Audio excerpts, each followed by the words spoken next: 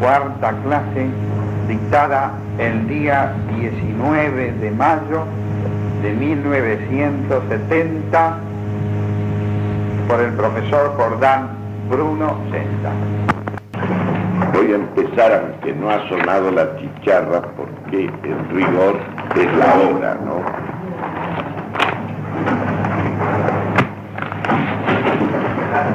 Bueno, hoy vamos a tratar el problema del bien y del mal. Y vamos a hacer ante todo una referencia al mal, porque evidentemente el problema del mal es un problema que compromete el destino personal de cada uno de nosotros, el de todo el género humano, el de la naturaleza misma de las cosas, especialmente de las criaturas inteligentes y libres, e incluso aparece comprometiendo también la santidad misma de Dios. San Agustín, que es justamente el doctor del mal en la Iglesia, del mal y de la gracia, en su juventud, a lo largo de 9 años, formó parte de la secta de los maniqueos. Es decir, de esta secta que reconoce la existencia de dos principios, a los cuales presenta, digamos, en un plano de consistencia más o menos igual, un principio del bien y un principio del mal que luchan, y toda la existencia y todo el destino de las cosas y de los hombres está en función de esta lucha entre el bien y el mal, en que el mal aparece como una cosa consistente, como algo que es, por lo mismo que su presencia es algo indiscutible, es algo evidente. Lo primero que debemos reconocer universalmente es la existencia del mal físico y del mal moral. El problema del origen, ese ya comporta otra exigencia a la cual trataremos de responder. Pero evidentemente la presencia del mal y incluso el éxito que evidentemente tiene en la historia, en el destino de las personas en esta vida terrena, ha hecho que se dieran casos de hombres como Leopardi, por ejemplo, que consideraran que realmente la vida es una cosa despreciable. O incluso estos existencialistas a la moda de hoy, del tipo de Sartre, para quien la vida es sencillamente una pasión inútil, una cosa sin sentido.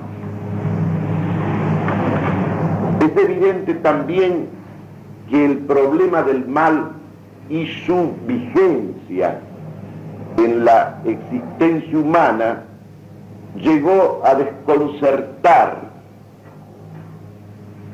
a filósofos de la sabiduría, de la justeza, de la proporción, de la medida de un Aristóteles.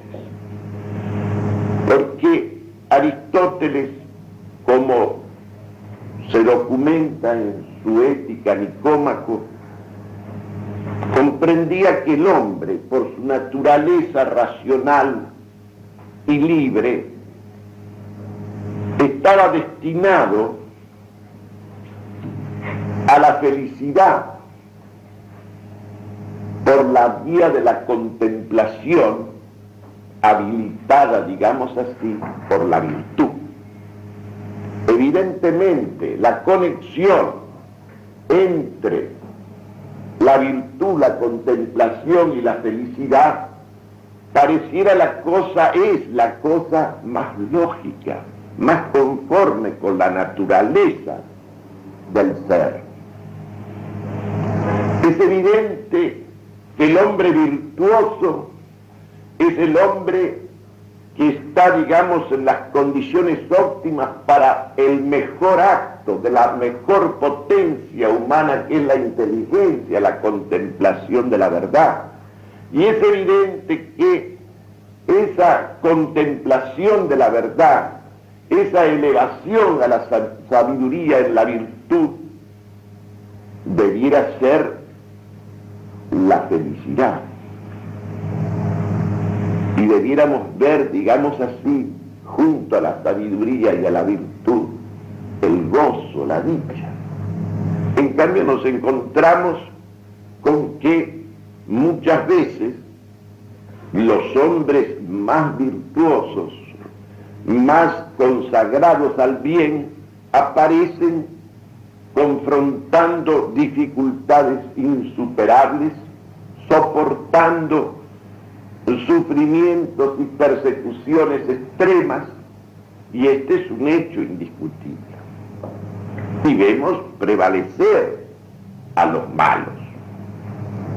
Vemos prevalecer las formas más odiosas, más negativas de la opresión, de la prepotencia, de la soberbia, de la perversidad, y tener un éxito temporal indiscutible.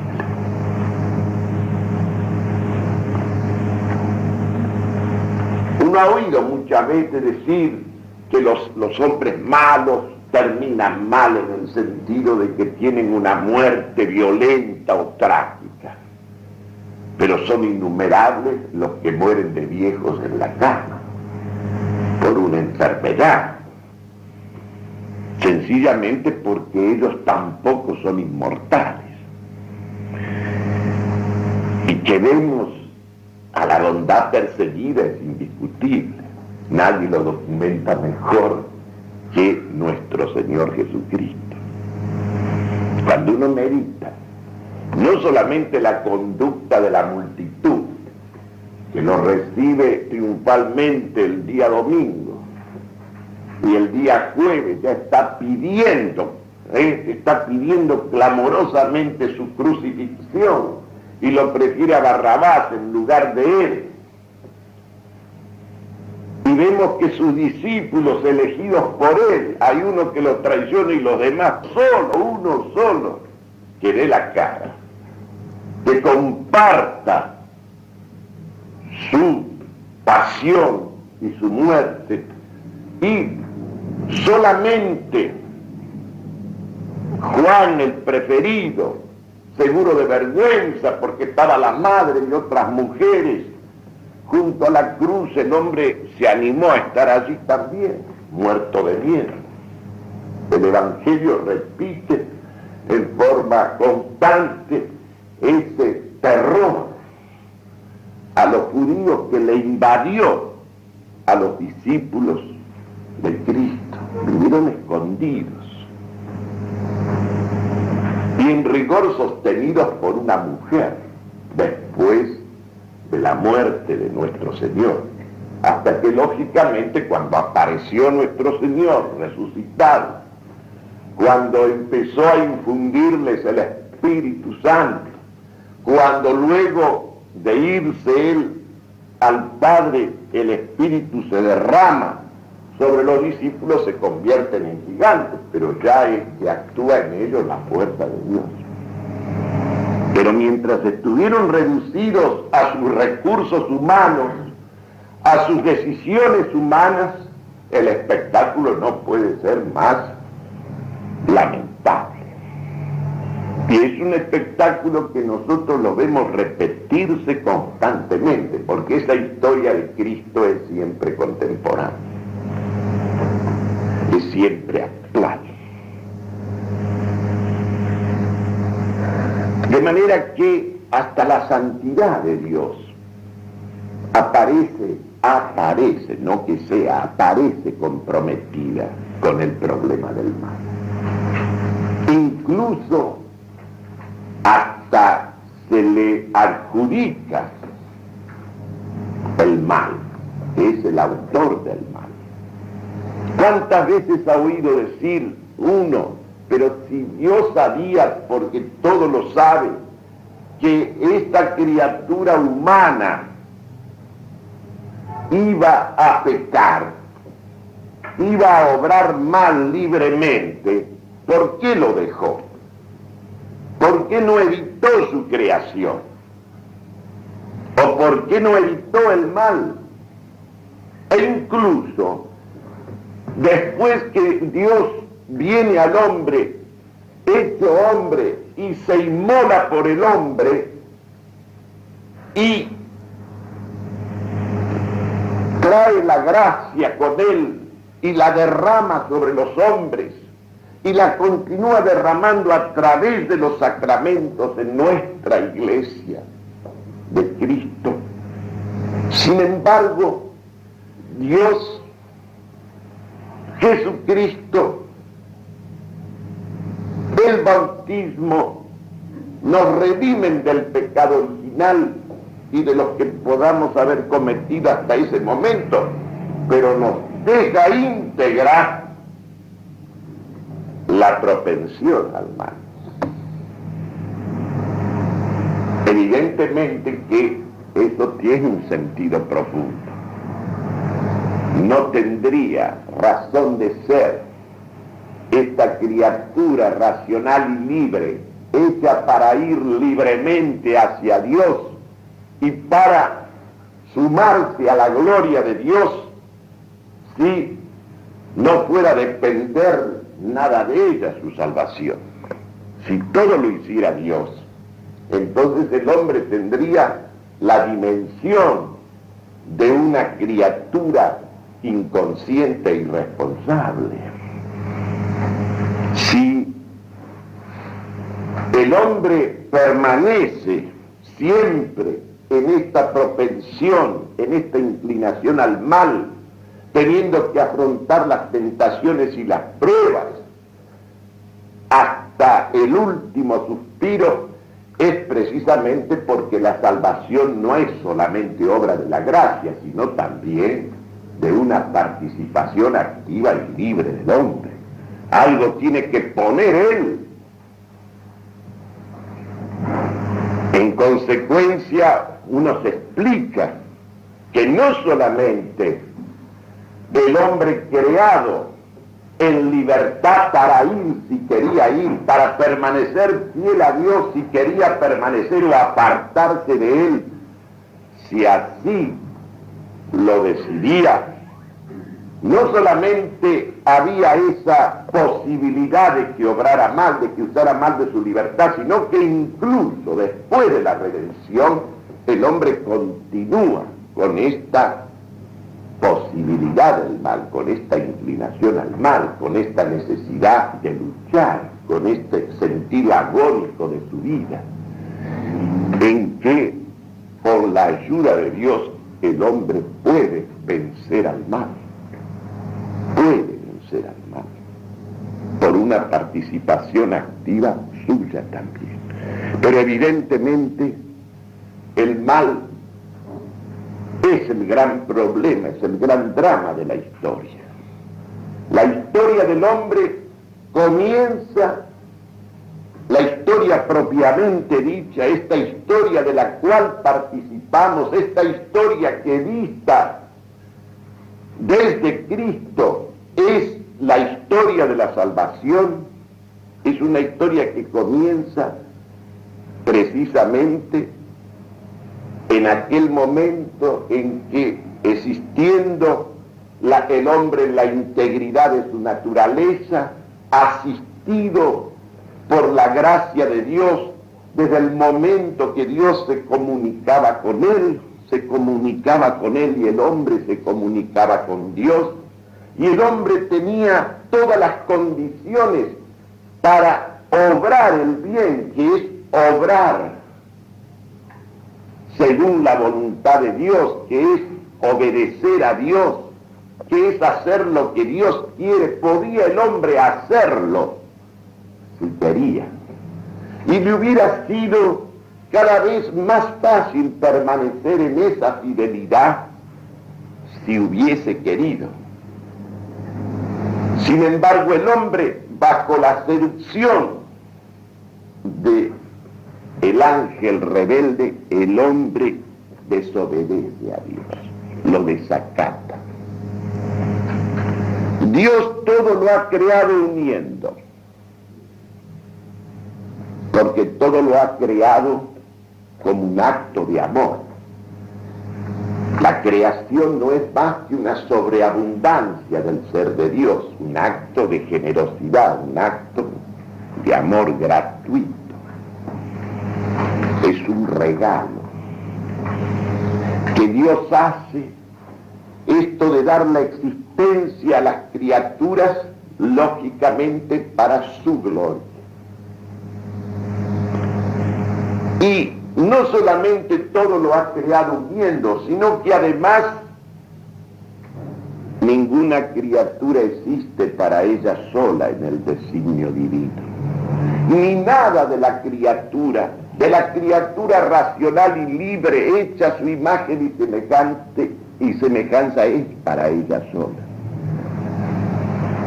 Admira que un pagano como Platón escribiera en una de sus cartas arquitas, escribiera estas palabras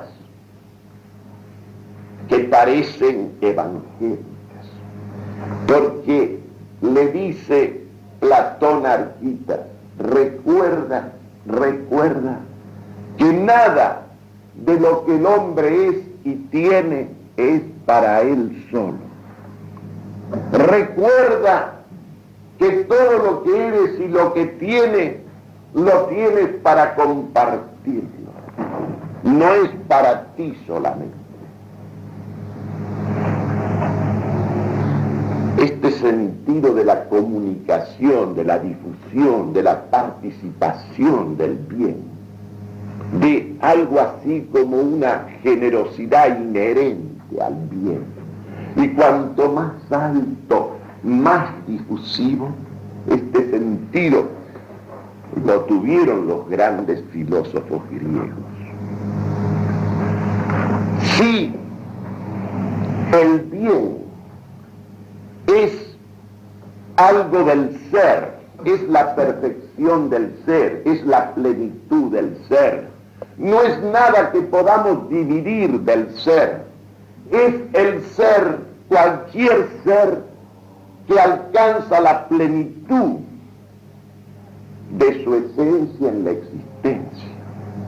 Cuando un ser ha realizado cumplidamente el fin para el cual ha sido creado, cuando un ser ha alcanzado la perfección de su naturaleza, ese ser ha realizado su fin y su bien.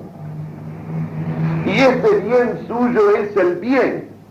Y en tratándose de la criatura inteligente y capaz de querer, capaz de amar, ese bien soberano, ese fin último, como hemos visto, es el mismo Dios objetivamente considerado, porque es aquel bien total, aquel bien sumo en el cual solamente puede descansar el hombre y puede reposar allí en una dicha plena, en una bienaventuranza eterna. Y hacia ese bien el hombre tiende naturalmente. La voluntad como naturaleza quiere necesariamente ese bien universal, total. Y si lo tuviera delante, si lo pudiera ver, irresistiblemente se movería hacia él. Dios todo lo que ha creado uniendo y no ha creado nada ni a nadie para Él solo. ¿Quién ha introducido la separación, la ruptura, la subversión, la perversión? Es justamente el pecado, es justamente el mal. Y el mal no puede proceder de Dios, porque Dios es el ser absoluto, es la unidad absoluta, es la verdad absoluta, es el bien absoluto.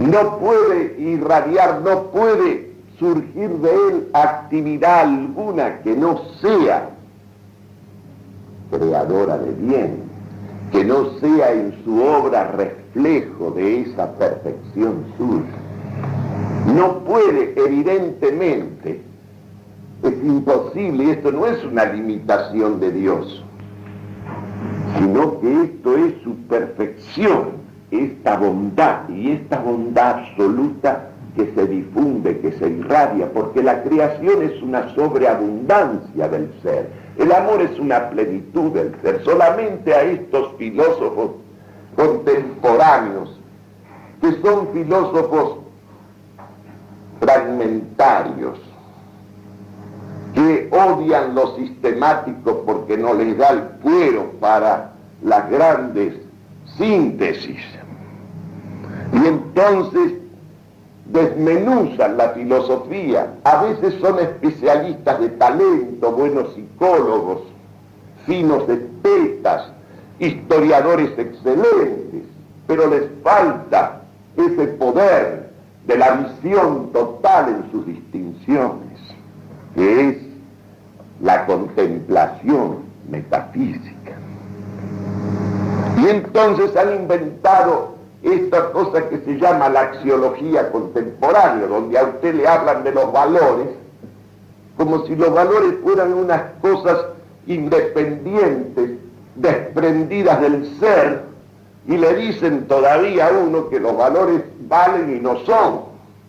Y entonces los valores forman una especie de esfera ideal en la cual esos valores aparecen con una consistencia propia, y encima, no solo por lo mismo que los dividen del ser, los dividen también de la inteligencia, y entonces ponen el sentimiento, la intuición afectiva, o cualquier cosa o la voluntad para acceder a ese mundo de los valores, y sacan aquello de Pascal, que el corazón tiene, digamos, sus razones que la razón no conoce, lo cual son formas de decir, son imágenes, no razones.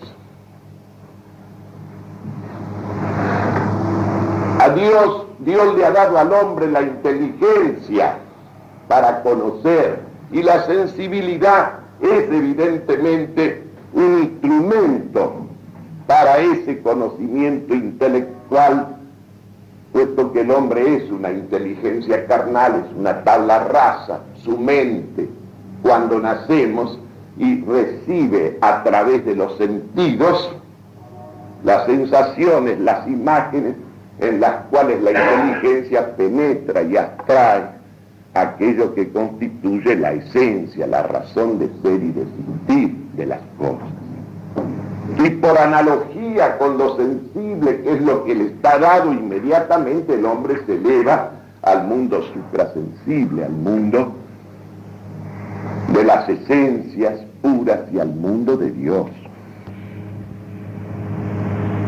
Cuando Platón hizo esa separación así tan estricta entre un mundo sensible y un mundo de las esencias, exageró una profunda verdad. Lo que quiso él mostrar que la inteligencia, el alma inteligencia del hombre estaba para proyectarse en ese mundo de los seres inmutables, de las cosas eternas, y que en definitiva un reflejo de esa eternidad estaba en la cifra de eternidad que cada cosa encierra, aun cuando él, el mundo sensible, lo viera simplemente más bien como un no ser, pero ahí estaba reflejado, sin embargo, ese mundo de las esencias incorruptibles. Ahora bien, el pecado ha introducido la separación, ha roto la unidad. Y el origen del mal, el sentido del mal ha sido justamente que el hombre ha quebrantado esa orientación libre, lúcida, deliberada hacia el bien, más precisamente hacia lo mejor, que es la dirección del acto libre, del acto moral. Como ya les dije en otra clase, define Aristóteles el acto moral, el acto libre, como preferencia reflexiva de lo mejor. Y en esto se ve perfectamente que el obrar sigue al conocer, que el querer y la preferencia siguen la línea del conocimiento, porque el conocimiento de la inteligencia se mueve en la dirección de la última distinción, porque en la última distinción de cada cosa, ahí está la esencia, y ahí está lo mejor de ella, y ahí está su rango metafísico, su título ontológico, su lugar entre los demás seres. De manera que la inteligencia se mueve en la dirección de lo distinto, de la última distinción, como dice Platón en el Tetetos. Llegamos al concepto y definición de una cosa cuando hemos alcanzado su última distinción, y ahí está lo primero y principal de esa cosa, y ahí está el bien de esa cosa, y ahí está lo mejor de esa cosa, como la razón es lo primero y principal del hombre y su distinción. Y en esa misma dirección se mueve la voluntad en su acto libre, que es, repito, una preferencia reflexiva de lo mejor, como el acto de la contemplación de lo que es la aprehensión de esa última distinción de cada cosa, que ahí está su verdadero ser.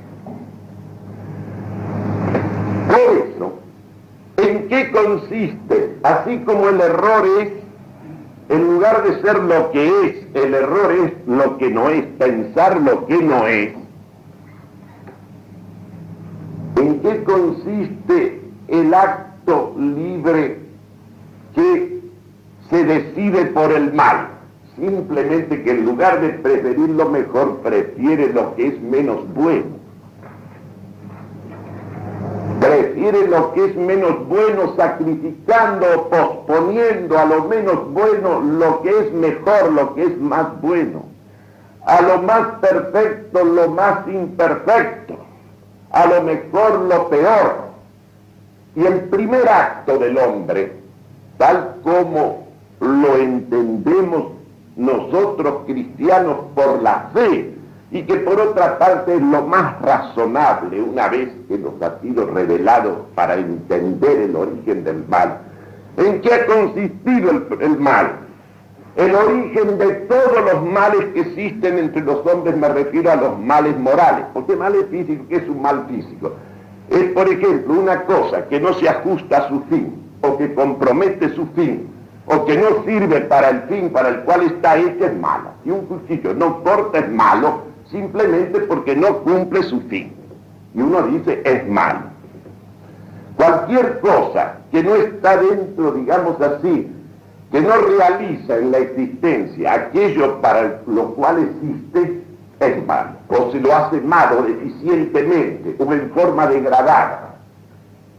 En cambio, aquel que es en la existencia conforme con su naturaleza, que cumple el fin de su existencia, ese es, en la medida que lo logra, tanto más perfecto en su especie, se sobreentiende. De tal manera entonces que el mal moral es simplemente esta preferencia subvertida, esta perversión de la preferencia. El hombre estaba frente a Dios, en comunicación con Dios. Dios era el mejor, Dios era el fin, el acabamiento, la plenitud, la suma perfección. En vez de elegir al mejor, se eligió a sí mismo. Se prefirió a sí mismo. en vez de preferirlo a Dios, se prefirió a sí mismo. Y aquí comienza el drama del hombre sobre la tierra. Y aquí comienza también la historia de la salvación, es decir, de la intervención de Dios, que en su infinita misericordia no lo deja perderse como lo ha definitivamente, como lo ha decidido libremente el hombre. Se prefirió a sí mismo en lugar de preferir a Dios. Prefirió una cosa buena, porque el hombre es una cosa buena, desde el momento que además es una criatura de Dios hecha a su imagen y semejanza. Pero al preferirse a sí mismo, lo despreció al Creador, lo hizo a un lado, le dio la espalda. ¿Y en qué consistió la justicia de Dios? En dejarlo de espaldas a Él. Hiciste estar solo. Observen bien, Dios todo lo ha creado uniendo. Hiciste estar solo, te dejó solo. Porque la justicia verdadera sigue siempre la línea misma del delito. La pena continúa el delito, como finamente lo ha observado por otra parte este gran penalista italiano, Carnelucci.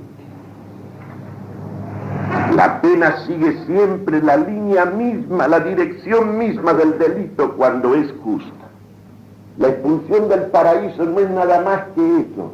El hombre quedó como quiso estar, solo, sin Dios, encerrado en un mundo suyo, con un horizonte demasiado humano, librado exclusivamente a sus recursos, a sus medios. Como todo el mundo visible había sido creado para uso del hombre, para dominio del hombre, el hombre lo va convirtiendo en un inmenso taller. En un inmenso taller donde él todo lo manipula y todo lo opera y todo lo transforma. Pero se trata de un mundo y de cosas que son finitas, que son transitorias y que tienen que ver con lo transitorio de él, por lo cual él se decidió por lo efímero, que es lo que viene de la criatura. Porque la criatura, ¿qué ha aportado en la creación suya? La nada, nada, no ha aportado nada. Todo lo que él lo ha puesto Dios. De manera que cuando el hombre obra mal, lo que hace es no obrar una cosa consistente que es el mal, porque el mal es una privación, no es nada que es algo que falta. Así como la ceguera no es una cosa positiva, sino la ausencia de visión, y ser manco es no tener la mano que uno debiera tener. El mal es simplemente una privación de bien. Le costó mucho a San Agustín, tan luego a él, comprender esto. Por eso recién pasados los 30 años se apartó del maniqueísmo y abrazó esa posición escéptica de los neoplatónicos hasta que Dios, usando como instrumento a San Ambrosio, lo conmovió profundamente y lo llevó a la fe cristiana. Pero una mente tan poderosa como esta, que le iba a dar tantas cosas profundas, tantos tesoros inagotables de sabiduría y de belleza a la iglesia de Cristo, demoró largamente para comprender que el mal no es ninguna cosa que es, sino algo que falta, una ausencia que está presente, pero una ausencia. Por eso decimos privación, corrupción, degradación, perversión, porque todas estas formas están señalando disminución, descenso, empobrecimiento del ser, que eso es el mal, que eso es el mal. El hombre eligió estar solo y Dios lo dejó solo. Y el hombre quedó, pero esta soledad del hombre no es solamente la soledad respecto de Dios, no es solamente que quedó dividido de Dios. El hombre se dividió del hombre, como prójimo y como sí mismo. Porque el hombre dividido de Dios se vuelve inhumano. Inhumano con el otro hombre, con su prójimo, e inhumano consigo mismo. Esto es un hecho irrevocable. Esto es así. Uno lo puede ver incluso en fenómenos contemporáneos, en hechos contemporáneos. Hay una perversión de la inteligencia primero y de la voluntad consiguientemente, que se llama el fenómeno del liberalismo moderno. Porque en el fondo, ¿liberalismo qué es? El liberalismo es querer librarse ante todo de Dios y de todo deber hacia Dios. Y como todo deber hacia Dios es el fundamento de todos los otros deberes del hombre para con los demás hombres y con las demás cosas, entonces nosotros asistimos a un hecho pavoroso, a un hecho contemporáneo pavoroso, que es, casi diría yo, es un atrevimiento, pero esto es peor que el pecado original, porque este es un pecado después de más de 1500 años de propagación de la verdad revelada, de testimonio del sacrificio de la cruz.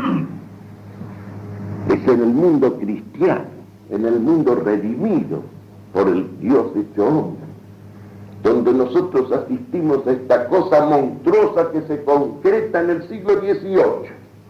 Sustituir el dogma del pecado original, es decir, de ese origen de todos los males existentes entre los hombres, de ese principio de todos los males, erigir al hombre del pecado en inmaculado.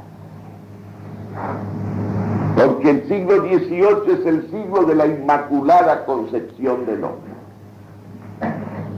Es el siglo de la bondad natural. Lo mismo se llama Locke, se llama Rousseau, o todos sus epígonos.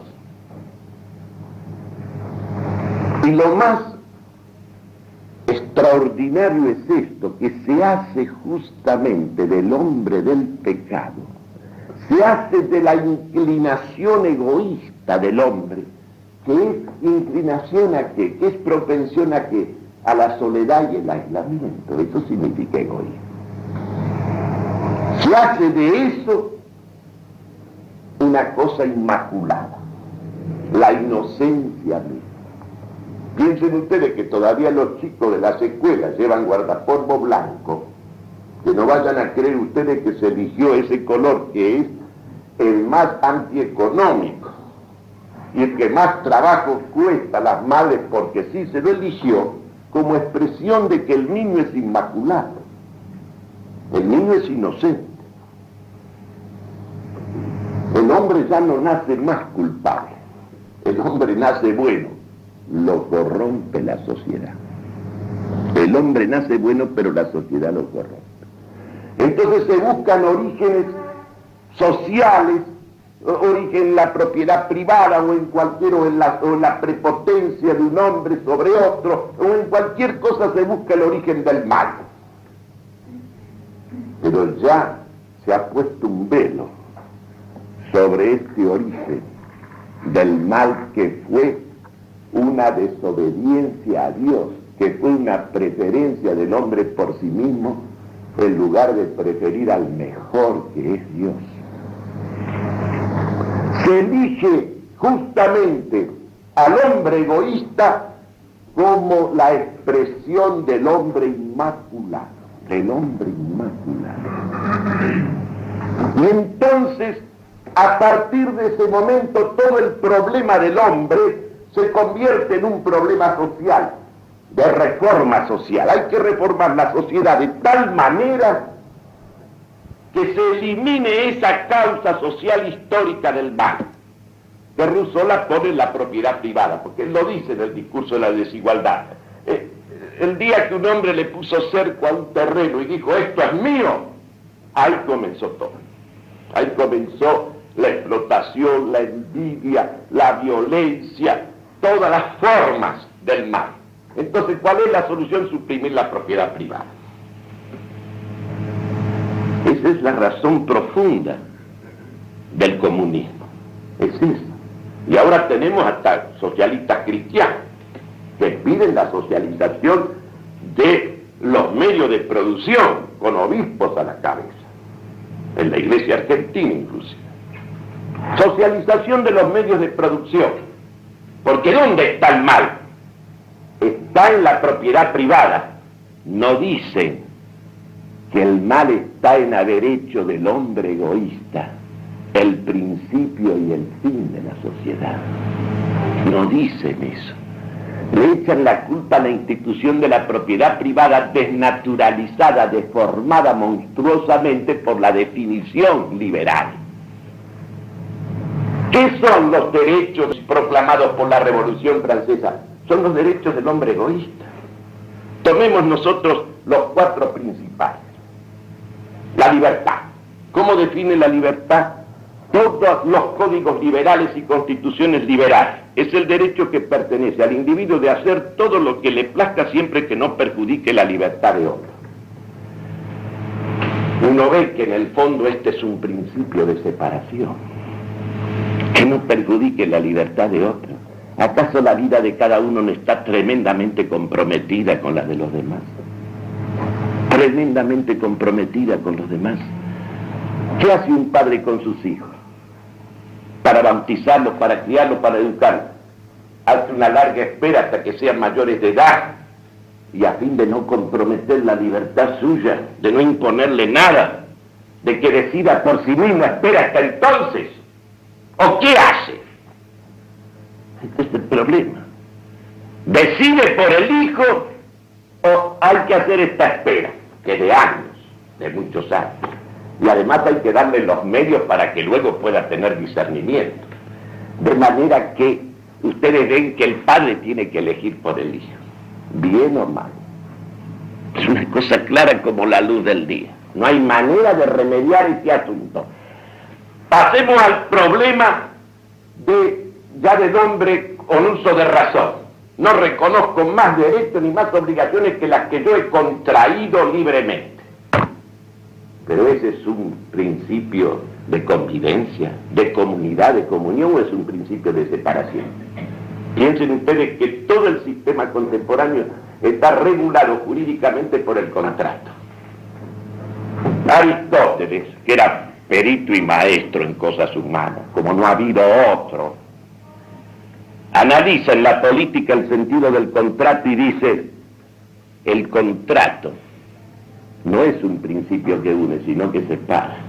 Porque cuando yo con otra persona firmo un contrato en que yo me obligo a tanto y el otro se obliga a tanto, lo que estamos sellando no es nuestra unión, sino el límite donde comienza nuestra separación.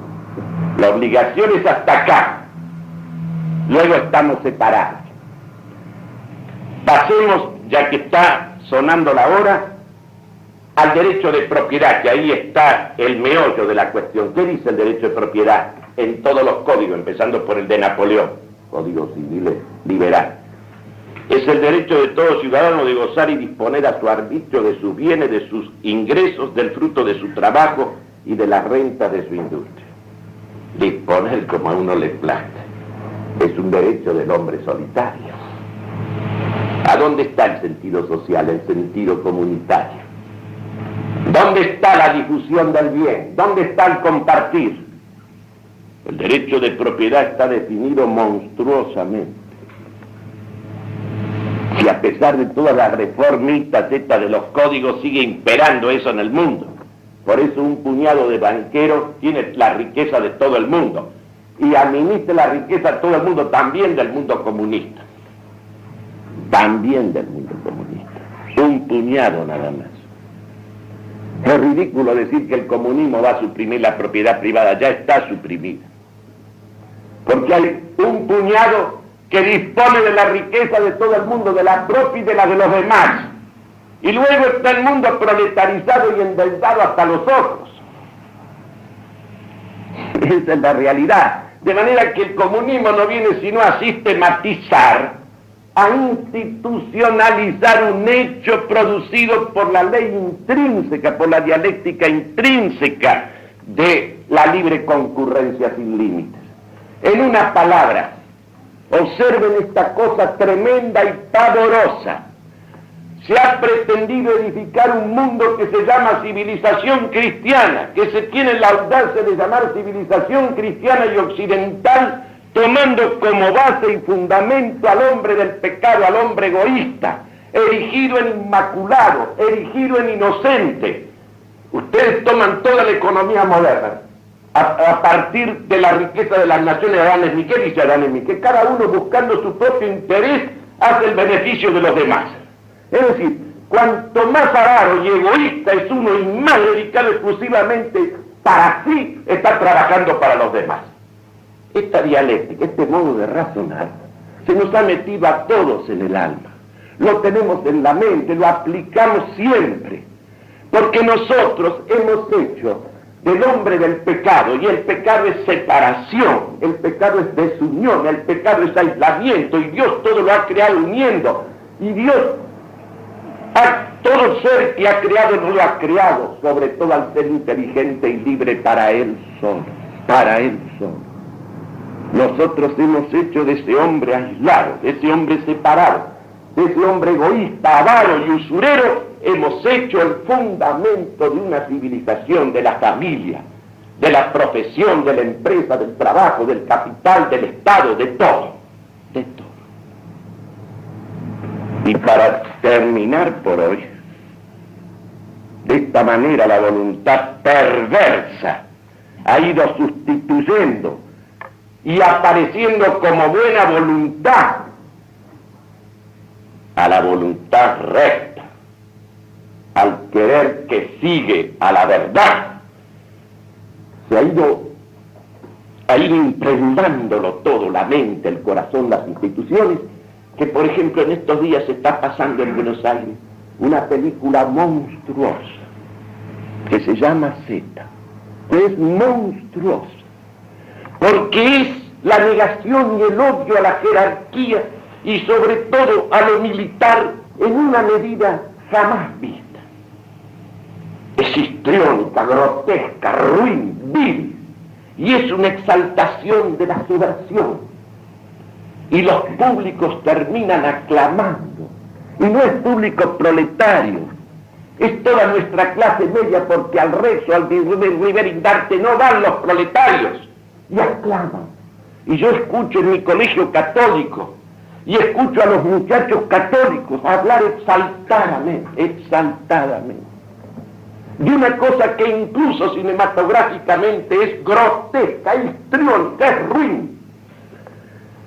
Pero hay una cosa ahí donde se ve hasta qué punto la voluntad perversa y la mente subvertida ha ido dominando la conciencia del hombre, sobre todo ilustrado y universitario. Y es que el odio a la jerarquía, en el fondo, que lo vemos también en la Iglesia, es el odio al sentido de lo mejor, que es el sentido de Dios. Conocer es distinguir, y la distinción es jerarquización. Y amar es preferir, preferencia reflexiva de lo mejor. Nos han destruido el orden natural de la vida de la inteligencia y de la vida del corazón.